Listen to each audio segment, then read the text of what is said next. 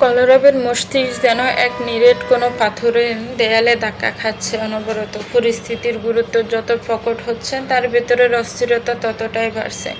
মন মস্তিষ্ক উভয় স্থানে যেন আগুন জ্বলছে। শান্তর ঠাট্টা যেন সেই আগুনে ঘি ঢেলে দিল। সে বিদ্রুপের সুরে বলল, তোর কি মনে হয় তুই এভাবে মরলে আঙ্কেল বড় করে তো চল্লিশা করবেন? আমার তো মনে হয় তোর লাশটা বাড়ির সীমানায় ঢুকতে দিতেও তার প্রবল আপত্তি থাকবে। কলরব রক্তচক্ষু মেলে শান্তর দিকে তাকালো। শান্তর মুখে হাসি লেগে আছে। পাশ থেকে অভিক পরিস্থিতি কিছুটা সামাল দেওয়ার চেষ্টা শান্ত গলায় বলল, আরে এত দুশ্চিন্তা করিস না তো, কোনো না কোনো একটা হিললে ঠিক হয়ে যাবে। কলরব আর বসে থাকতে পারল না। বিছানা ছেড়ে চটপট উঠে দাঁড়ালো। নিজের এক কোণে পড়ে থাকা কুচকানো শার্টটা তুলে নিয়ে গায়ে জড়ালো। অভিক আর শান্ত তখনও খাটে বসে ভাবুক ভঙ্গিতে একে অপরের দিকে তাকাচ্ছে। ঠিক সেই মুহূর্তে ঘরের দরজা ঠেলে ভেতরে ঢুকলো অনন্ত। তিনজনকে এভাবে একসঙ্গে দেখে অনন্ত একটু অবাক হলো না, যেন এই দৃশ্যটা সে আগে থেকেই কল্পনা করে এসেছিল।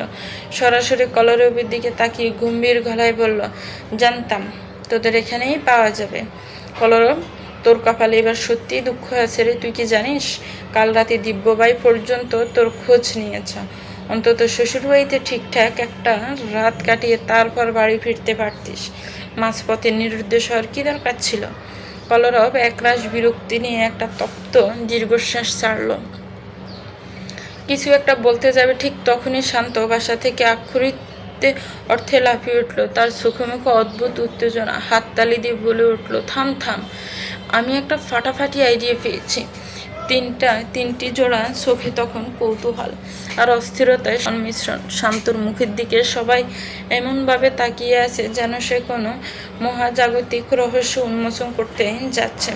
শান্ত গম্ভীর মুখে বলল, দিব্যভাই কাল রাতে আমাকেও মেসেজ পাঠিয়েছিল, আমি তো ভয়ে রিপ্লাই করার সাহস পাইনি। তাহলে বাকি রইল কি?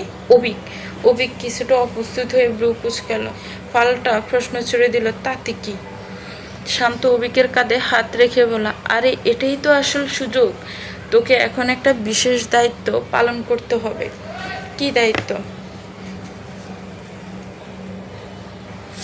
শান্ত নাটকীয় ভঙ্গিতে ঘোষণা করলো, তোকে এখন সুইসাইড করার চেষ্টা করতে হবে।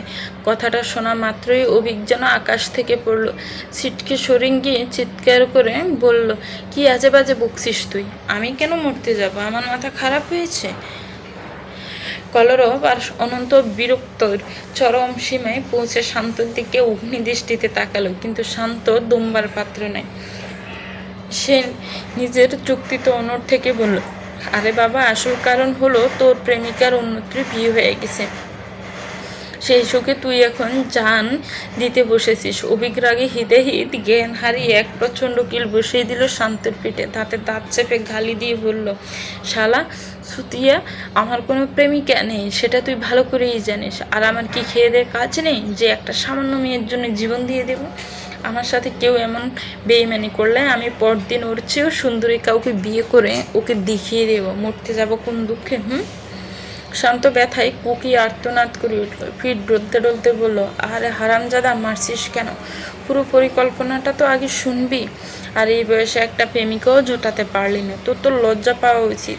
যা গিয়ে বুড়িগঙ্গায় পচা পানিতে ডুবে মরে আয়। অভিযোগ শুরু করে শান্তর দিকে তাকালো। ধীর স্থির গলায় প্রশ্নগুলো, তোর আছে? তোর প্রেমিকা কোথায়? শান্ত করুণ মুখে ডানে বামে মাথা নাড়ল। অভিক মোক্ষম সুযোগ পেয়ে সজোরে একটা লাথি মারল শান্তর পায়ে। বিদ্রুপের সুরে বলল, নিজে হলো আস্ত একটা বাপ্পারাজ, প্রেম করার আগেই চেকা খেয়ে বসে আছে। সে এসেছে আবার আমাকে জ্ঞান দিকে। তুই যে কলরবের বর্তমান বউ, অর্থাৎ আমাদের ভাবির পেছনে লাইন দিচ্ছিলি, সেই কথা কি আমরা কেউ জানি না ভেবেছিস? নষ্ট কোথাকার। কলরব ধমক থেকে বলল, থামবি তোরা? শান্ত, যদি কোনো কাজের উপায় থাকে তবে বল, নয়তো আমাকে নিজের মতো ভাবতে দে। শান্ত আত্মবিশ্বাসের সাথে বলল, আমি তো সেটাই বলার চেষ্টা করেছি। শোন, আমরা আঙ্কেলকে বলবো যে অভিক কাল রাতে আত্মহত্যা করেছিল, কারণ ওর প্রেমিকার অন্য কোথাও বিয়ে হয়ে গেছে। আর বন্ধু হিসেবে তুই আর আমি সারা রাত ওর পাশে থেকে ওকে সামলেছি। এই গল্পটা বিশ্বাসযোগ্য হবে, আর অন্তত কিছুটা রেহাইও পাওয়া যাবে। কি বলিস? কি ভালো আইডিয়া দিয়েছি, তাই না? অভিক মুখ পাকিয়ে প্রতিবাদ করলে, এটা চরম পাল্টু একটা আইডিয়া। আঙ্কেলের সামনে আমার অসম্মান হয়ে যাবে, কি অবস্থা হবে ভেবে দেখেছিস? অনন্ত ফাঁস থেকে ফিক করে হেসে দিল। যার সম্মানে নেই তার আবার কিসের অসম্মান? আইডিয়াটা কিন্তু মন্দ না। বন্ধুর বিপদে এতটুকু ত্যাগ স্বীকার করতে পারবি না? তাহলে তুই কর না, নয়তো শান্ত করুক। শান্ত দীর্ঘশ্বাস ফেলে বলল, আমাদের দিয়ে যদি হতো তবে তো হয়েই যেত, একটু পরিস্থিতিটা বুঝবাই। অভিক না বলতে গিয়েও থেমে গেল। তার নজর পড়ল কলরবের অসহায় দুটি চোখের দিকে। কলরব নিঃশব্দে যেন চোখের বাসায় মিনতি করছে, প্লিজ বন্ধু বাঁচা। অভিক আর না পেরে বিরক্ত হয়ে বলল, একদম ওভাবে তাকাবি না কলরব, দেখ ঠিক আছে, যা খুশি বলিস। মুহূর্তে কলরব শান্ত আর অনন্ত মিলে অট্ট হাসিতে ঘরটা মুখরিত হয়ে উঠল। সেই সাজানো চোখ অনুযায়ী কলরব ফিরে এলো আন্তাসাদের বাড়িতে, সাথে করে শান্তকেও নিয়ে এলো সাক্ষী হিসেবে। ড্রয়িং রুমে পা রাখতেই মুখোমুখি হলো আরশাদ তালুকদার আর কাব্যর। ওরা আন্তাসার সাথে আলোচনায় মগ্ন ছিল। কলরব তাদের সাজানো গল্পটা বেশ গুছিয়ে বলল, কীভাবে বন্ধুর জীবন বাঁচাতে সে সারা রাত ব্যস্ত ছিলেন। শান্ত পাশে থেকে বন্ধুত্বের মহিমা কীর্তন করলো। আরশাদ তালুকদার শেষ পর্যন্ত খুব একটা কথা বললেন না। তিনি কাব্যকে নিয়ে চলে গেলেন। নিজানাকে নিয়ে কালই কলরবকে বাড়ি ফেরার নির্দেশ দিয়ে গেলেন। কলরব বাধ্য ছেলের মতো মাথা নাড়ল। ঘরে ঢুকে দেখলো নিজানা ল্যাপটপ করে নিয়ে খাটে বসে আছে, পাশে কিহু। কলরবকে দেখা মাত্রই কুহু চঞ্চল হয়ে উঠল, ওই তো ভাইয়া চলে এসেছে, কোথায় মুড়ি ছিলিস তুই সারা রাত? কলরব বিরক্তিতে মুখ কুচকালো, তোকে সব কৈফিয়ত দিতে হবে? কে তুই? দূর হ সামনে থেকে। কুহু মুখ ভেঙিয়ে ঘর থেকে বেরিয়ে যেতে ঘরে অদ্ভুত নিস্তব্ধতা নেমে এলো। নিজানা স্থির দৃষ্টিতে কলরবের দিকে তাকালো। সারা রাত দুশ্চিন্তায় আর নিজের জীবনের অনিশ্চয়তার কথা ভেবে সে এক ফোঁটা ঘুমাতে পারেনি, অথচ কলরবের মুখে তার বিন্দু মাত্র ছাপ নেই। কলরব নিজানার দিকে একবার ফিরেও তাকালো না। অত্যন্ত নির্বিকার ভঙ্গিতে ব্যাগ থেকে জামা কাপড় বের করে সোজা ওয়াশরুমের দিকে পা বাড়ালো। নিজানা লক্ষ্য করলো কলরব যখন কাপড় বের করছিল তখন তার ফোনটা ব্যাগ থেকে বের করে বিছানায় রেখে গেছে। নিজানা একটা দীর্ঘশ্বাস ফেলল। এবার আর বুঝতে বাকি রইল না যে কেন সারা রাত এতবার ফোন করার পরেও উপাস থেকে কোনো সাড়া পাওয়া যায়নি।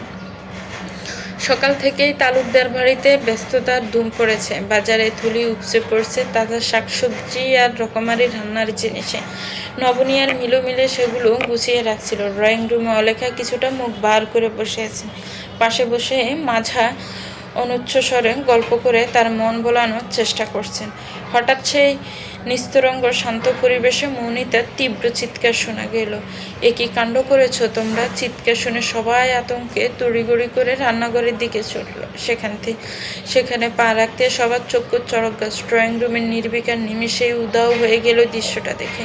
রান্নাঘরের মেঝেতে দিয়া ইহান আর ইভান একাকার হয়ে দাঁড়িয়ে আছে। একটু আগে মিলু এক খাঁচি ডিম এনে রেখেছিল ফ্রিজে তোলার অপেক্ষায়, তার অর্ধেকই এখন মেঝেতে গড়াগড়ি খাচ্ছে। হলুদ কুসুমার সাদা লালায় মেজে এক বিচ্ছিরি অবস্থা। দিয়া আর ইহানের হাতেও তখনও ভাঙ্গা ডিমের অংশ বিশিষ্ট লেগে আছে। কেবল ইভান এক পাশে অপরাধ বোধ আর বিরক্তি নিয়ে পাথরের মতো দাঁড়িয়ে। নবনী দ্রুতে গিয়ে বলল, এসব কি করেছো তোমরা? এভাবে এতগুলি ডিম কেন পাঠালে?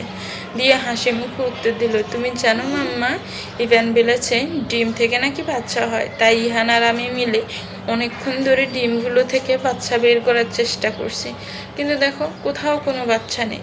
ইহানও তড়িত দিয়ে সুর মেলালো, হ্যাঁ চাচি, ইভান কিচ্ছু জানে না, ও আমাদের একদম মিথ্যা কথা বলেছে, শব্দ সুর। ইভান বিরক্ত চোখে দুই ভাই বোনের দিকে তাকালো। সে বইয়ের পাতায় পড়েছিল ডিম থেকে বাচ্চা হয়।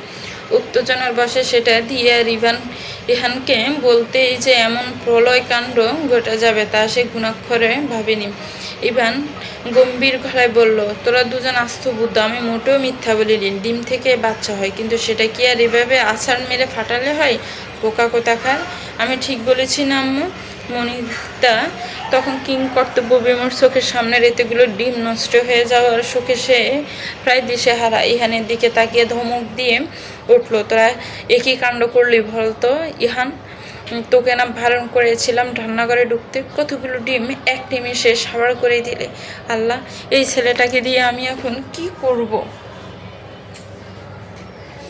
মায়ের ধমক খেয়েই ইহান এক দৌড়ে রান্নাঘর থেকে পালালো। তার পিছু পিছু ইভানও প্রস্থান করলো, কিন্তু দিয়া নড়ল না। সে নিজের ছোট্ট দু হাত কোমরে বেঁধে বিজ্ঞান মতন দাঁড়িয়ে রইল। নবনী, মিলু আর মনিতা মিলে যখন মেঝে পরিষ্কার করতে শুরু করলো, তখনও দিয়া ওভাবে দাঁড়িয়ে থাকতে দেখে মনিতা বলল, তোর আবার কি হলো? ওভাবে দাঁড়িয়ে আছিস কেন?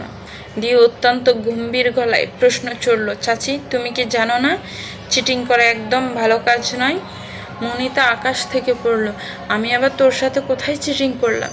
এই যে করলে, তুমি ছেলেদের নিয়ে কি করবে সেটা আল্লাহকে কেন জিজ্ঞেস করলে? তুমিও কি চাচ্ছুর মতো কিচ্ছু জানো না? মনিতা কিছুক্ষণের জন্য স্তব্ধ হয়ে গেল। দিয়ার এমন কথায় হাসির রোল উঠল রান্নাঘরে। দিয়ে কারো দিকে না তাকিয়ে নিজের ভঙ্গিতে হেঁটে ওখান থেকে বেরিয়ে গেল। বিকেল 5টায় রাঙা রোদ্দুর জানালার কাজ বেঁধে করে রুমের কার্পেটে লুটোপুটি খাচ্ছে। সোফায় বসে নবনী দিয়ে চুলগুলো বেঁধে দিচ্ছিল। মা মেয়ের খুনসিটি আর খিলখিল হাসিতে ঘরটা প্রাণবন্ত। ঠিক সেই মুহূর্তে দিব্যর প্রবেশ। দরজার শব্দ পেতে হাসির কলতান স্তব্ধ হয়ে গেল দুজনেই। হঠাৎ কেমন আড়সটা চুপচাপ হয়ে গেল। দিব্য তীক্ষ্ণ গেল না কিছু। দরজার উপাস থেকে স্পষ্ট শুনেছে তাদের উচ্ছ্বাস কণ্ঠস্বর, অথচ তাকে দেখা মাত্রই নীরবতা। সে গায়ের কোটটা আলগা করে সোফার এক পাশে রেখে গাম্ভীর্য বজায় রেখে ওয়াশরুমের দিকে পা বাড়ালো। কিছুক্ষণ পর ফ্রেশ হয়ে ফিরে আসতে দেখলো মা মেয়ের মধ্যে ইশারায় কোনো এক গোপন সলা পরামর্শ চলছে। দিয়ে চোখ নাড়িয়ে নবনীকে কিছু একটা বোঝানোর চেষ্টা করছে, আর নবনীও মাথা নেড়ে সায় দিচ্ছে। দিব্য তোয়ালি দিয়ে চুল মুছতে মুছতে বাঁকা হেসে চোখে চেয়ে শুধালো, কি চলছে এখানে? কোনো বিশেষ ষড়যন্ত্র? সরাসরি কেউ আমাকে কিছু বলবে কি? দিয়ে সোফা থেকে লাফিয়ে নামলো। তারপর সে নিজস্ব ভঙ্গিতে কোমরে হাত দিয়ে দাঁড়িয়ে আদো আদো কণ্ঠে বলল, পাপ্পা, অনেক দিন হয়ে গেছে দিয়ে কোথাও ঘুরতে যায় না। দিয়ে এবার পার্কে যেতে চায়, মাম্মাকে সাথে নিয়ে অনেক অনেক ঘুরতে চাই। দিয়ে তো মাম্মার সাথে কখনো কোথাও বেড়াতে যায়নি। দিব্যর ঠোঁটের কোনো মৃদু হাসির রেখা ফুটে উঠল। সে ধীর স্থিরভাবে বলল, হ্যাঁ সেটা তো অবশ্যই হওয়া উচিত।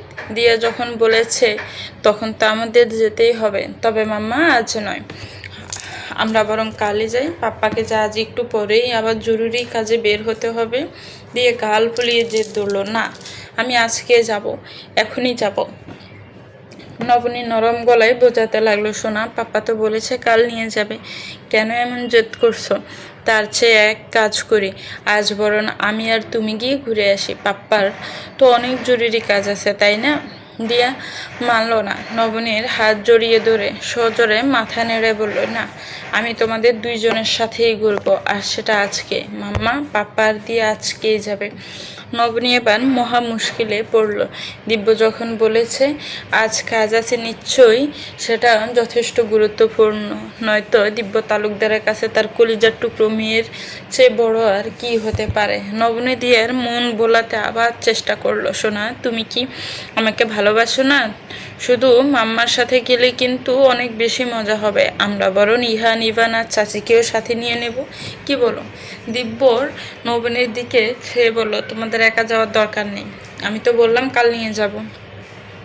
দিয়ে মিছিমিছি জেদ করো না মাম্মা, তুমি তো পাপ্পার গুড গার্ল, তাই না? দিয়ে দুপাশে প্রবলয় বেগে মাথা নেড়ে বলল, তবে আমি শুধু মাম্মার সাথেই যাব, আজই যাব। দিব্যর অনিচ্ছা সত্ত্বেও শেষমেশ সম্মতির মাথা নাড়তে হলো। মেয়ের আবদার অগ্রাহ্য করার সাধ্য তার কোনো কালই ছিল না। সে কিছুটা গম্ভীর স্বরেই বলল, সাবধানে যেও, আমি বরং কাইফকে বলে দিচ্ছি, ওই তোমাদের ঘুরিয়ে আনবে। দিয়ার খুশিতে তখন আটখানা অবস্থা। এক মুহূর্তে দেরি না করে সে জ্বরের বেগে ঘর থেকে বেরিয়ে গেল ইহান আর ইভানকে এই সংবাদটা দেওয়ার জন্য। দিব্য ড্রয়ার থেকে ল্যাপটপটা বের করে খাটের এক কোণে বসলাম। নবনী লক্ষ্য করলো আজকের দিব্য যেন অন্যদিনের চেয়েও খানিকটা বেশি গম্ভীর। সেই গাম্ভীর্যের আড়ালে দুশ্চিন্তার কোনো ছাপ আছে কিনা তা নবনীর সাধারণ চোখে ধরা পড়ল না। সে খুব একটা গুরুত্ব না দিয়ে আলমারি খুলে একটা শাড়ি বের করলো। হঠাৎ শান্ত গড়টায় দিব্যর কণ্ঠস্বর প্রতিধ্বনিত হলো, ওটা রাখো, অন্য একটা পরো। নবনী থমকে দাঁড়ালো। কয়েক পলক শাড়িটার দিকে তাকিয়ে নিশ্চিত হলো কথাটা তাকেই বলা হয়েছে। কিন্তু কেন? শাড়িটা কোনো খুঁত ছিল নাকি দিব্যর পছন্দের তালিকায় ওটা নেই? সে কোনো প্রশ্ন না করে বোকার মতো দুপাশে মাথা নিয়ে শাড়িটা যথাস্থানে রেখে দিল। দিব্য ল্যাপটপের স্ক্রিন থেকে চোখ না সরিয়ে আচমকা প্রশ্ন করলো, নবনী, তুমি কি ড্রাইভ করতে পারো? নবনী অবাক হয়ে ফিরে তাকালেন। না তো, কেন বলুন তো? তোমার ড্রাইভিং শেখা উচিত। নবনীর কৌতূহল বাড়ল, কিন্তু হঠাৎ কেন? দিব্য সেই কেনর কোনো ব্যাখ্যা দেওয়ার প্রয়োজন বোধ করল না। সংক্ষেপে বলল, আমি সব ব্যবস্থা করে দেব, যত দ্রুত সম্ভব শিখে নিও। তাছাড়া লাইসেন্সেরও একটা ব্যাপার আছে। আর হ্যাঁ, বাইরে দিয়ার দিকে খেয়াল রেখো। কথাটা শেষ করে দিব্য ল্যাপটপটা বন্ধ করে উঠে দাঁড়ালো। আলমারি থেকে নিজের পোশাক বের করলো। নবনীর খুব ইচ্ছা করছিল একবার সাহস করে জিজ্ঞেস করতে, কোথায় যাচ্ছেন আপনি? এত জরুরি কী কাজ? কিন্তু আর এক অজানা দ্বিধা সংকোচ তার কণ্ঠ রোধ করে দিল। আকাশের মেজাজ আজ বেশ ভারাক্রান্ত। সন্ধ্যা থেকেই ঝড়ো বাতাসের বইছিল, তবে বেশ কিছুক্ষণ আগে থেকেই শুরু হয়েছে মুষলধারে বৃষ্টি। জানালার বাইরে প্রকৃতির এই রুদ্ররূপ আর ঘরের ভেতরে বিরাজমান এক নিবিড় স্তব্ধতা। দিব্য যখন ঘরে ফিরল তখন সেই বৃষ্টির পানিতে সিক্ত জুবুথুবু অবস্থা। ঘরে ঢুকে তার নজর গেল বিছানার দিকে। দেখল নবনী আর দিয়া পাশাপাশি অগৌরু ঘুমোচ্ছে। নবনীকে দেখে স্পষ্ট বোঝা যাচ্ছে সে ঘুমাতে নাচে অনাকাঙ্ক্ষিতভাবে তন্দ্রায় ডুবেছে। অপেক্ষা কি তবে তার জন্যই ছিল? নবনীর শান্ত ঘুমন্ত মুখখানি দেখে দিব্যর বুকের ভেতরটা একটা অজানা স্বস্তিতে ভরে উঠল। সে নিঃশব্দ ওয়াশরুমে ঢুকে ভেজা পোশাক বদলে নিল, কিন্তু দরজার মৃদু শব্দে নবনী আলগা ঘুমটা ভেঙে গেল। চোখ কষলে উঠে বসতে সে দেখল দিব্য সিক্ত ছিল ওয়াশরুম থেকে বেরিয়ে আসছে। ঘড়ির কাঁটা তখন 11টা ছুঁই ছুঁই। এই মাঝরাতে দিব্যকে ভেজা অবস্থায় দেখে নবনী কিছুটা বিচলিত হয়ে শুধালো, আপনি কখন এলেন? দিব্য কিছুটা অপ্রস্তুত বোধ করলো। যদি এসে জানে নবনী তাকে জেরা করবে না, তবু এই অসময়ে ফেরা নিয়ে একটা ব্যাখ্যা দেওয়াটা হয়তো তার অধিকারের মধ্যেই পড়ে। দিব্য স্বাভাবিক হওয়ার চেষ্টা করে বলল, এই তো কিছুক্ষণ হলে এলাম। বাইরে প্রচণ্ড বৃষ্টি হচ্ছে, তাই একদম ভিজে গিয়েছিলাম। তুমি ওভাবে কেন শুয়েছিলে? ঠিকঠাক মতো ঘুমিয়ে পড়তে পারতে। নবনী তড়িঘড়ি করে বিছানা ছাড়ল। আপনি আসার পর আমাকে ডাকলেন না কেন? দিব্য তোয়ালে দিয়ে চুল মুছতে মুছতে নির্লিপ্ত গলায় জবাব দিল, ডাকায় কি আছে? তুমি ঘুমাচ্ছিলে, তাই ডিস্টার্ব করাটা ঠিক মনে হয়নি। আপনি এখনো খাননি মনে হয়। আমি কি খাবারটা গরম করে নিয়ে আসবো? দিব্য মাথা নেড়ে বাধা দিয়ে বলল, এখন আর কষ্ট করে খাবার আনতে হবে না, রাত অনেক হয়েছে, তুমি শুয়ে পড়ো। নবীনে কোনো কথা বাড়ালো না, তবে দিব্যরও বাড়ানো কানে তুলল না। দ্রুত পায়ে ঘর থেকে বেরিয়ে গেল সে। দিব্য অবাক হয়ে তার চলে যাওয়ার পথের দিকে তাকিয়ে রইল কিছুক্ষণ। অল্প পরেই নবনী খাবারের থালা গুছিয়ে ঘরে ফিরল। দিব্য সোফায় বসেছিল। নবনী টেবিলের উপর খাবারগুলো সাজিয়ে রাখলো। দিব্য আর দ্বিরুক্তি না করে খাওয়া শুরু করলো। পরিবেশটা সহজ করতে সে নিজেই কথা বলল, তোমাদের ঘোরাঘুরি কেমন হলো? ঠিকঠাক মতো ঘুরেছে তো? দিয়ে নিশ্চয়ই খুব মজা করেছে। নবনী লক্ষ্য করলো দিব্যর কণ্ঠস্বরে কেমন একটা সূক্ষ্ম সংকোচ। সে ধীর স্থিরভাবে বলল, ঘোরাঘুরি ঠিকঠাকই হয়েছে, তবে আমার আপনাকে কিছু জিজ্ঞাসা করার ছিল। দিব্য যেন আগে থেকে এই প্রশ্নটা আজ করতে পেরেছিল। সে খাবারের গ্রাস মুখে তোলার আগে দ্রুত বলে উঠল, আসলে একটা খুব জরুরি মিটিং ছিল, ক্লায়েন্ট ফরেনার, তাই সময়টাতে হাতে ছিল না। আর আকাশের অবস্থা তো দেখছই, ঝড় বৃষ্টির তাণ্ডবে আটকে গিয়েছিলাম, এই কারণেই ফিরতে একটু দেরি হলো আর কি। খেতে খেতে অত্যন্ত নির্বিকার ভঙ্গিতে কথাগুলো বলল দিব্য। নবনী যেন এই মুহূর্তের জন্য বোকা বনে গেল। সে কি আদৌ এসব কৈফিয়ত চেয়েছিল? লোকটা নিজের মনেই একটার পর একটা ব্যাখ্যা দিয়ে যাচ্ছে, অথচ নবনীর জিজ্ঞাসা ছিল সম্পূর্ণ ভিন্ন। সে কিছুটা অপ্রস্তুত হয়েই বলল, আমি তো এসব জানতে চাইনি, আপনি আমাকে অযথা কৈফিয়ত দিচ্ছেন। দিব্য শান্ত চোখে নবনীর দিকে চাইল, ধীর স্থির গলায় বলল, প্রয়োজনে মনে হলো তাই বললাম। তা তুমি ঠিক কী জানতে চাইছিলে? আপনার কাছে কি আপুর কোনো ছবি নেই? কথাটা শুনে দিব্যর হাত থমকে গেল। অত্যন্ত স্বাভাবিক হওয়ার চেষ্টা করে সে পাল্টা প্রশ্ন করলো, অবনীর ছবি? হঠাৎ এই প্রশ্ন কেন? আমি আসার পর থেকে বাড়ির কোথাও তার কোনো চিহ্ন দেখিনি, তাই জিজ্ঞেস করলাম। এমনকি দিয়েও জানে না তার জন্মদাত্রী অন্য কেউ। সে আমাকেই নিজের মা বলে চেনে, কারণ সে তার আসল মাকে কখনো দেখেনি। দিব্য একটা দীর্ঘশ্বাস ফেলে বলল, কারণ আমি কখনোই চাইনি দিয়ে ওর মায়ের অভাব বোধ করুক। তাই আমি ওকে অবনীর কথা বলিনি। হ্যাঁ, আমি বুঝতে পারছি, আমিও চাই দিয়া আজীবন আমাকেই নিজের মা ভাবুক, কিন্তু এটা কি আপুর প্রতি অন্যায় হবে না? নবনীর কণ্ঠে বিষণ্ণতা ফুটে উঠল। দিব্যর ঠোঁটের কোনো মৃদু একটা হাসির রেখা ফুটে উঠল। সে বলল, কি আজে বাজে কথা বলছো নবনী? তাছাড়া তুমি তো জানো, মৃত মানুষের ছবি এভাবে ঘরে ঝুলিয়ে রাখা সবসময় ঠিক নয়। আর দিয়াকে এসব বলেও শৈশবটা কেন জটিল করব? আমি চাই না এসব জেনে মন খারাপ করুক। দেখুন, আমি বলতে চাইছি, তুমি খেয়েছো? দিব্যর গম্ভীর কণ্ঠস্বর নবনীর কথা কেড়ে নিল। নবনী ডানে বামে মাথা নেড়ে না সূচক উত্তর দিতে দিব্য নিজের প্লেট থেকে এক লোকমা খাবার নবনীর মুখের কাছে বাড়িয়ে ধরল। নবনী যেন আকাশ থেকে পড়ল। বিস্ময় ভরা চোখে সে দিব্যর দিকে চেয়ে রইল। মুহূর্তের জন্য তার সব যুক্তি আর কথা যেন হারিয়ে গেল। দিব্য পুনরায় ইশারা করে বলল, কি হলো, হা করো? এভাবে রাত অবধি না খেয়ে বসে থাকার কোনো মানে হয় না। আমার কাজ বা পরিস্থিতির প্রয়োজনে মাঝে মধ্যে এমন দেরি হতে পারে, তাই বলে তুমি না খেয়ে থাকবে না। নিজের মতো খেয়ে ঘুমিয়ে যেও, মনে থাকবে? নবনী মাথা নাড়ল, অতঃপর বিনা বাক্যে সেই লোকমাটি গ্রহণ করলো। এরপর আর দুজনের মধ্যে কোনো কথা হলো না। খাওয়া শেষে নবনী যখন প্লেটগুলো রাখতে বাইরে বের হলো, তখন কিছু শোরগোল আর উচ্চস্বরে কথা বলার আওয়াজ তার কানে এলো। মনে হলো আফতাব তালুকদার প্রচণ্ড রেগে কাউকে তিরস্কার করছেন। নবনী দ্রুত ঘরে ফিরে এসে দেখল দিব্য বিছানায় আচ্ছা হয়ে আছে।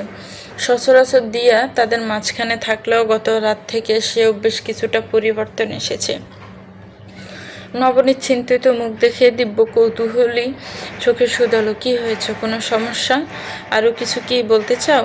নবনী দীর্ঘায় বিছানায় উঠে বসলো। ঘরের মেন সুইচ টিপে আলোটা নিভিয়ে দিয়ে দিব্যর পানে চেয়ে বলল, ছোট চাচু খুব রাগারাগি করছেন, বোধ হয় কায়েব ভাইয়ের সাথে কোনো বিষয়ে তর্কে জড়িয়েছেন। নবনী বালিশে মাথা রাখতে দিব্য চট করে ওর উপর ঝুঁকে এলো। অবাক কণ্ঠে বলল, বলছো কি, কায়েফের সাথে? এটা তো অবিশ্বাস্য। নবনীর হৃৎপিণ্ডের দুকদুকানি ভাড়ল। আচমকা এই থমকেছে ও। বিমূঢ় হয়ে সে শুধু মাথা নাড়ল। দিব্যর যেন বিশ্বাসই হচ্ছে না। সে বিড়বিড় করে বলল, কাব্য হলে না হয় মানা যেত, কিন্তু কায়েফ তো ওনার চোখের মনি। তুমি জানো ঠিক কোন বিষয় নিয়ে ঝামেলা হচ্ছে? না তো, আমি ওভাবে শোনার চেষ্টা করিনি। বেশ করেছ, অন্যের কথা আড়ি পেতে শোনা ব্যাড ম্যানার্স। আচ্ছা নবনী, আজকে যদি আর একটু বিরক্ত করি তবে কি রাগ করবে? মাথাটা আজও খুব ধরেছে, বৃষ্টির কারণে হয়তো জ্বরও আসতে পারে। নবনী অন্ধকারে ঠোঁট টিপে হাসল, তবে সেই হাসিটা সযত্নে আড়াল করল। ঘুরে শুয়ে দিব্যর কপালে আর চুলে নিজের নরম আঙ্গুলগুলো ডুবিয়ে দিল। মুহূর্তের মধ্যে দিব্যর দু হাত জড়িয়ে ধরল নবনীর মেদহীন চিপচিপে কোমর। আর একটু নিবিড়ভাবে নবনীকে নিজের কাছে টেনে নিয়ে কাদের খাজে মুখ গুজে একটা গভীর দীর্ঘশ্বাস ফেলল। নবনীর শরীর যেন মুহূর্তেই পাথরের মতো শক্ত হয়ে এলো।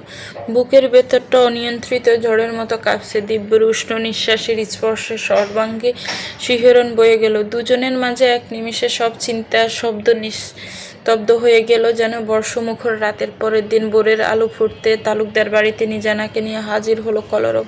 নিজানার বুকের ভেতর অভিমানের ঠাসা এক বিশাল পাহাড় জমে থাকলেও মুখ ফুটে কিছুই বলার আগ্রহ তার অবশিষ্ট নেই। কোনো অধিকারেই বা বলবে? কলরব তো কেবল তার সাথে নয়, আন্তাসা কিংবা কুহুর সাথেও সৌজন্যের সীমা ছাড়িয়ে বিতরতা করে চলেছে। গাড়ির চাকা থামতে নিজানার কুহু ঘুমোট মুখ করে বাড়ির দিকে পা বাড়ালো। কলরব গাড়িটি নির্দিষ্ট জায়গায় রেখে যেই না ভেতরে ঢুকতে যাবে, অমনি মুখোমুখি হলো কায়েফের। কায়েফের দুই চোখের দৃষ্টি আছে তলোয়ারের মতো ধারালো। সেই স্থির চোখে কলরবের দিকে চেয়ে রইল। কলরবের মনে হলো সেই চাহনিতে মিশে আছে একরাশ বিষাক্ত বিদ্রোহ। কায়েব তাকে অবজ্ঞা করে পাশ কাটিয়ে চলে যেতে নিলে কলরব সাহস করে ওর পথ আগলে দাঁড়ালো। কায়েব ব্রু কুচকে বিরক্ত প্রকাশ করতে কলরব নিচু স্বরে বলল, কায়েব, একবার শোন ভাই। আমি আসলে বাক্যটি শেষ করার অবকাশ পেল না কলরব। তার আগে কায়েফের শক্ত কঠিন হাতের এক প্রচণ্ড ঘুষি আছড়ে পড়ল ওর চোয়ালে। আচমকিকে আঘাতে কলরব টাল সামলাতে না পেরে পিছিয়ে গেল। কোনো মতে নিজেকে সামলানো সে আবারও মুখ তুলে চাইতে কায়েব বাঘের মতো ঝাঁপিয়ে পড়ে ওর শার্টের কলার খামচে ধরল। রাগে কায়েফের পুরো শরীর থরথর করে কাঁপছে। রক্তবর্ণ চোখে ছেয়ে গর্জে উঠল, ভাই খবরদার, আর একবার যদি আমাকে ভাই বলে ডেকেছিস তবে তোর জিভ টেনে ছিঁড়ে ফেলবো আমি। কলরব পাথরের মতো নিষ্ক্রিয় বোধ করল। সে যন্ত্রণাকে আমল না দিয়ে চোখের কোণে এক চিলতে ম্লান হাসি ফুটিয়ে বলল, আরো দুটো মার কায়েব, তাতে যদি তোর মন শান্ত হয় তবে মার। আমি একটা শব্দও করব না, বিশ্বাস কর, শুধু আমার কথাটা একবার শোন। কলরবকে এক ঝটকায় দূরে ঠেলে সরিয়ে দিল কায়েব। ঘৃণায় মুখ কুঁচকে বলল, কি বলবি তুই? তোর মতো বেঈমানের মুখে কি আর কোনো কথা মানায়? আমি তোর একটা অজুহাতে শুনতে চাই না। আমার সামনে থেকে এখনই দূর হ, নয়তো আজ সত্যি তোকে খুন করে ফেলবো। কলরব পুনরায় পথ আটকে কিছু বলার চেষ্টা করতে নিয়ন্ত্রণ হারালো কায়েব। প্রথমে একটা ঘুষি, অতঃপর তার উপরে আরও। কায়েবের প্রথম কয়েকটা আঘাত কলরব প্রায় সাদরে গ্রহণ করে নিয়েছিল, নিজের অপরাধের প্রায়শ্চিত্ত ভেবে। কিন্তু কায়েব যখন ক্রমশ হিতাহিত জ্ঞান হারিয়ে হিংস্র হয়ে উঠল, তখন আত্মরক্ষার তাগিদে কলরব পাল্টা হাত চালিয়ে বসল। শৈশবের এমন দৃশ্য খুব পরিচিত তার। ছোটবেলায় কত শতবার তুচ্ছ খেলনা বা সামান্য খুনসুটি নিয়ে ওরা এভাবে একে অপরের উপর ঝাঁপিয়ে পড়েছে। আবার দিন শেষে মারামারির ক্ষতকে ওরাই একে অপরকে মলম লাগিয়ে দিয়েছে। কলরবের অবচেতন মন ভেবেছিল আজকেও পরিস্থিতি তেমনই হবে, কিন্তু সে ভুলে গিয়েছিল সময় আর পরিস্থিতি মানুষের সম্পর্কের ব্যাকরণ বদলে দেয়। এটা শৈশবের কোনো ছেলে মানুষের লড়াই নয়, বরং এক জীবন্ত রক্ত মাংসের নিজানা আছে কেন্দ্রবিন্দুতে। এখানে ভ্রাতৃত্বের চেয়ে বড় হয়ে দাঁড়িয়েছে ভালোবাসা। মুহূর্তের মধ্যে কুহু আর নিজানা হন্তদন্ত হয়ে সেখানে ছুটে এলো। দুজনকে শান্ত করার আপ্রাণ চেষ্টা করতে গিয়ে নিজানার ধৈর্যের বাঁধ ভেঙে গেল। তার মনে হলো কলরব বুঝি এখনো সে দাম্ভিকতা আর উগ্র মেজাজেই আছে, যা দিয়ে সে কয়েকদিন ধরে সবার জীবন অতিষ্ঠ করে তুলেছে। অপমানে, ক্ষোভে আর একরাশ হতাশায় নিজানা নিয়ন্ত্রণ হারালো। আচমকা কলরবের গালে সজোরে একটা চড় বসিয়ে দিল। কায়েব আর কলরব দুজনেই স্থির হয়ে গেল সে আচমকীয়তায়। নিজানা রাগে কাঁপতে কাঁপতে ফুঁসে উঠে বলল, কি করছোটা কি তুমি? মাথাটা কি একদম খারাপ হয়ে গেছে তোমার? কায়েবকে কেন মারছো? পাগল হয়ে গেছো তুমি? কলরব কি স্তব্ধ হয়ে গেল। বাড়ির আঙিনায় তখন তপ্ত রোদের চেয়েও বেশি উত্তাপে ছড়িয়ে পড়েছে। নিজানার চরটা কলরবের গালে শুধু আঘাত করেনি, তার পুরুষালী অহংকারের সজোরে ধাক্কাও দিল। নিজের রক্তচক্ষু নিজানার উপর স্থির করে গর্জে উঠল সে, হাউ ডেয়ার ইউ নিজানা, তুই আমার গায়ে হাত তুললি? তোর এত বড় সাহস হয় কি করে? ক্রোধের বশবর্তী হয়ে হিতাহিত জ্ঞান হারিয়ে ফেলল কলরব। তার হাতটা যখন প্রতিশোধের নেশায় নিজানার গালের দিকে দিয়ে আসছিল, ঠিক তখনই একটা শক্তিশালী হাতের মুঠোয় তার কবজি বন্ধ হলো। দিব্য কঠোর দৃষ্টিতে কলরবের দিকে তাকিয়ে তাকে এক ঝটকায় সরিয়ে দিল। শীতল কণ্ঠে বলল, আজ তুই সব সীমা অতিক্রম করে ফেলেছিস কলরব। আম্মু, তুমি কি এখনো বলবে ও যা করেছে ঠিক করেছে? আমি এখন কিছু বললে তো তোমার সহ্য হবে না। ততক্ষণে ঘরের ভেতর থেকে অলেখা বেগম, কাব্য আর নবনী হন্তদন্ত হয়ে সেখানে এসে হাজির হয়েছে। অলেখা পাথরের মূর্তির মতো দাঁড়িয়ে রইলেন। বিষয়টা তার কাছে অদ্ভুত লাগছে। কাব্য ছুটে এসে কলরব আর কায়েবকে খুঁটিয়ে দেখল। তার বিশ্বাসই হচ্ছে না যে এরা দুইজন হাতাহাতি করতে পারে। সে বিস্ময়ে ভরা কণ্ঠে শুধালো, তোরা দুইজন মারপিট করেছিস? সিরিয়াসলি? আজ কি সূর্য পশ্চিম দিকে উঠেছে নাকি? কায়েব নিজের শার্টের দুলন ঝাড়তে ঝাড়তে অত্যন্ত তাচ্ছিল্যের সাথে বলল, ও নিজে থেকে গায়ে পড়ে ঝগড়া করতে এসেছে। ওর তো আজীবনের স্বভাবই এটা। প্রথমে নিজে দোষ করবেন, তারপর মেয়েদের মতো ন্যাকামি করে ভিকটিম সাজবে। কায়েবের মুখে এমন কথা শুনে উপস্থিত সবাই স্তম্ভিত হয়ে গেল। শান্ত স্বভাবের কায়েব যে এতটা উগ্র হতে পারে তা কারোর কল্পনাতীত ছিল। কাব্য এবার ধমক দিয়ে উঠল, কায়েব, তুই কিন্তু মাত্রা ছাড়িয়ে যাচ্ছিস। ও তোর বড় ভাই, তুই ওর গায়ে হাত তুলছিস কি করে? কায়েব সামান্য হাসলো, অবজ্ঞা সুরে বলল, বড় ভাই, মাই ফুট। কথাটা ছুড়ে দিয়ে সে হন করে বাড়ির বাইরে বেরিয়ে গেল। কাব্য রেগে তার পিছু নিতে চাইলে দিব্য তাকে থামিয়ে দিয়ে শান্ত হতে বলল। কাব্য গজগজ করতে করতে বলল, তুই আমাকে কেন থামাচ্ছিস? ওর ব্যবহারটা দেখলি? ছেলেটার মাথা একদম গেছে। কলরবকে ও এভাবে মারতে পারলো? দিব্য একবার ম্লান চোখে কলরবের দিকে তাকিয়ে কাব্যকে মনে করিয়ে দিল কলরবই বা এমন কি ধোয়া তুলসী পাতা। ও নিজানার গায়ে হাত তুলতে যাচ্ছিল। ওর স্পর্ধা একবার ভেবে দেখেছিস? আমার মনে হয় না কায়েফ কিছু ভুল করেছে। আমি থাকলেও আমিও একই কাজ করতাম, আরও খারাপ করতাম। কলরব আর কোনো তর্কে জড়ালো না। অপমানে আর রাগে ফুঁসতে ফুঁসতে সে বাড়ির ভিতরে চলে গেল। অলেখাও ব্যাকুল হয়ে ছেলের পিছু নিলেন। নিজানা এতক্ষণ এক পাশে মাথা নিচু করে মূর্তির মতো দাঁড়িয়েছিল। দিব্য আলতো করে তার কাঁধে হাত রাখতে এসে ম্লান এক চিলতে হাসি ফুটিয়ে দ্রুত পায়ে সেখান থেকে প্রস্থান করলো। কাব্য দীর্ঘশ্বাস ফেলে অফিসের দিকে রওনা হলো। দিব্য দিয়া নবনীকে নিয়ে স্কুলের উদ্দেশ্যে বেরিয়ে গেল। অনিচ্ছা সত্ত্বেও কলরবের ঘরে পা রাখতে হলো নিজানাকে। কপালে চিন্তার বাজ নিয়ে ভেতরে ঢুকতে এক ব্যবসা উটকো গন্ধ তার নাসার রন্ধে আঘাত করলো। সিগারেটের কটু গন্ধ বুঝতে পেরে ঘৃণায় নাক মুখ কুচকে এলো নিজানার। ঠিক তখনই তার নজরে পড়ল ব্যালকনিতে মূর্তির মতো দাঁড়িয়ে থাকা কলরবকে। উৎকট গন্ধে আচমকাই কাশিতে দম আটকে এলো ওর। সেই শব্দে গাঁট ঘুরিয়ে তাকালো কলরব। ওর চোখে রক্তাভাব আভা দেখে নিজানার বুকের ভেতরটা হিম হয়ে এলো। কলরব হাতের সিগারেটটা অবজ্ঞা ভরে নিচে ফেলে দিয়ে ধীর পায়ে এগিয়ে এলো নিজানার দিকে। তীক্ষ্ণ হিংস্র দৃষ্টিতে সে যেন নিজানার অস্তিত্বকে খুঁটিয়ে খুঁটিয়ে দেখছিল। কলরবের ঠোঁটের একটা পার্শ্ব ফুলের নীলচে হয়ে আছে। ফর্সাগালের নিচে লালচে আঘাতের দাগটা এখন স্পষ্ট। এমন উত্তন্ত চাহনির সামনে এক গভীর আড়ষ্টতা অনুভব করলো নিজানা। সে পাশ কাটিয়ে চলে যেতে চাইল, কিন্তু ঠিক সেই মুহূর্তে কলরব তার সামনে থাকা ড্রয়ারটা সজোরে এক লাথি বসালো। মুহূর্তেই ওটা উল্টে পড়ে এক বিকট শব্দ তুলল। নিজানা ভয়ে শিউরে উঠল। তার স্তম্ভিত চোখের সামনে কলরব দাঁতে দাঁত পিষে গর্জে উঠল। আমাকে মারলি তুই? এত সাহস কোথায় ফেলি নিজানা? আমাকে চড় মেরে আবার আমারই ঘরে এসেছিস?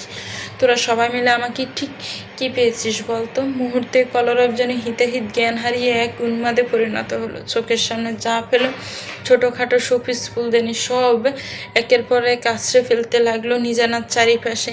কাছের চুরমার হওয়ার শব্দ আর কলরবের কোদ নিজানা আতঙ্কে কুঁকড়ে গেল। তাকে স্বাভাবিক কোনো মানুষ নেই, বরং এক বদ্ধ পাগলের চেয়েও ভয়ঙ্কর মনে হচ্ছিল।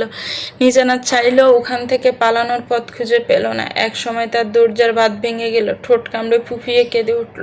কম্পিত গলায় অস্ফুট স্বরে বলল, সরি কলরব, আমি বুঝতে পারিনি। I am sorry, please stop it. Kolorob ক্ষণিকের জন্য থামল। পরক্ষণেই ঝড়ের বেগে এগিয়ে এসে নিজানার বাহু শক্ত মুঠোয় ফিসে ধরল। গর্জে উঠে বলল, এখন কেন সরি বলছিস? আমাকে যন্ত্রণায় দগ্ধ করতে পারলে তো তোর বরাবরই খুব আনন্দ হয়, তাই না? তবে এখন সেই যন্ত্রণার উল্লাসটা ফান ভরে উপভোগ কর। আমি খুব কষ্টে আছি নিজানা, আমার ভীষণ কষ্ট হচ্ছে। Just enjoy it. কলরবের মুঠির ছাপে ব্যথায় নিজানার চোখ মুখ কুঁচকে এলো। কোনো প্রতিবাদ করতে পারল না, শুধু নিঃশব্দে অশ্রু বিসর্জন দিতে লাগলো। কলরব লক্ষ্য করলো নিজানা থরথর করে কাঁপছে। দু চোখে ভয়, পর্সা মুখটা আতঙ্কে জবা ফুলের মতো লাল হয়ে গেছে। কলরব কিছুটা শান্ত হলো ঠিকই, কিন্তু নিজের দাম্ভিকতা বজায় রাখলো। নিজানাকে নিজের দিকে এক ঝটকে টেনে নিয়ে বলল, আজকের পর আর কোনো দিন এই দুঃসাহস দেখাবি না, নয়তো এর পরিণাম হবে তোর কল্পনার চেয়েও ভয়াবহ। তুই তো বলেছিলি যে তুই আমার বিবাহিত স্ত্রী, তবে তাই সবই। আর 10টা সাধারণ বাঙালি বউরা যেভাবে নুয়ে থাকে ঠিক সেভাবেই থাকবি। তোর কোনো পাণ্ডিত্য আমি আর সহ্য করব না। নিজানার ভেতরের পুঞ্জীভূত রাগের ফারদ তুঙ্গে উঠল। কলরবের এই চরম অপমান আর আধিপত্য সহ্য করতে পারল না। আচমকায় সর্বশক্তি দিয়ে কলরবকে ধাক্কা দিয়ে সরিয়ে দিল। তীব্র কণ্ঠে চিৎকার করে উঠল, আমি আমার সরি ফেরত দিলাম। তুমি যদি ভেবে থাকো আমি তোমার বিবাহিত স্ত্রী বলে কোনো অবলা পরিব্রতা নারীর মতো তোমার পা ধরে পড়ে থাকবো, তবে সেটা তোমার মস্ত বড় ভুল ধারণা কলরব। তুমি মাঝরাতে মদ্যপান করে মাতাল হয়ে ঘরে ফিরবে আর আমি তোমার জুতো খুলে দেব কিংবা চাদর টেনে দেবো, এমন কাল্পনিক দৃশ্য স্বপ্নেও ভেবো না। আমি তেমন কিছুই করব না। বেশ করেছি, তোমায় চড় মেরেছি, প্রয়োজন হলে আরও 100 বার মারব। অন্তত আমার মনে হচ্ছে তুমি এটারই যোগ্য। কলরব দাঁতে দাঁত ফেসে বলল, একটা আস্ত গিরগিটি তুই নিজে না, আজ হোক বা কাল হোক, যাই হয়ে যাক না কেন, তোর সাথে সংসার করার প্রশ্নই ওঠে না। জানিস তো, কাক তার সঙ্গী হারালে দ্বিতীয়বার আর কখনো জোড়া বাঁধে না, ঠিক তেমনি আমার জীবনও আমি তোকে কোনো দিনই বই হিসেবে মেনে নিতে পারবো না, কারণ আমি শুধু ইরাকেই ভালোবাসি।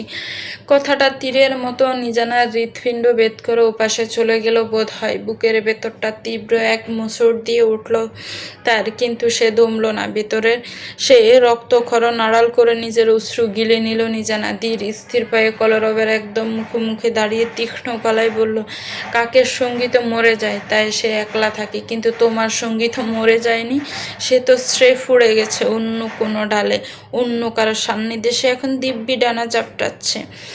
এখন তার বিরহে তুমি সারা জীবন সাধু সেজে একাকিত্ব উদযাপন করতে চাও, তবে করো, আমার তাতে বিন্দুমাত্র কিছু যায় আসে না। অবাক হচ্ছ? জানতে চাইবে না আমি কিভাবে জানলাম? চলবে তো ভিউয়ার্স, গল্পটা কেমন লাগলো একটি কমেন্টস করে জানাবেন, ভালো লাগলে একটি লাইক করবেন, গল্পটাকে শেয়ার করবেন আর আমার চ্যানেলকে সাবস্ক্রাইব করবেন। ভালো থাকবেন, সুস্থ থাকবেন, আল্লাহ হাফিজ, আসসালামু আলাইকুম।